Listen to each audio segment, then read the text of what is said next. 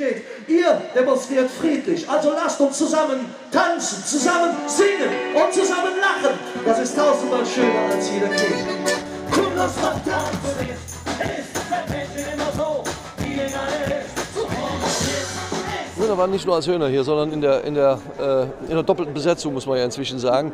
Die neue Formation und unsere beiden, wir sagen immer salopp, unsere beiden Rentner, der Peter und der Janus, die waren heute natürlich auch dabei. Denn wenn es darauf ankommt, dann müssen wir wirklich Flagge zeigen. Und so wie die Stadt insgesamt hier heute bewiesen hat, wenn es darauf ankommt, gehen wir auf die Straße und überlassen unser Köln und alles, was dazugehört, nicht der rechten Ecke.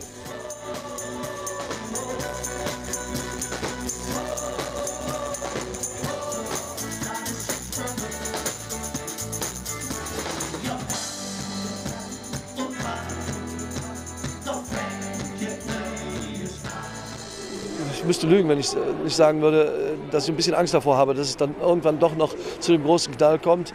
Aber die Hoffnung, die bleibt ja immer bekanntlich bis zum Schluss. Ich hoffe, dass heute alles gut geht. Und wenn alles gut gegangen ist heute Abend und keine großen Gewalttätigkeiten stattgefunden haben, dann haben die Rechten auch wieder Boden freigegeben und verloren. Dann haben wir hier von Köln ausgehend die gesamten Republik und vielleicht der ganzen Welt gezeigt, dass wir uns nicht von rechts überholen lassen.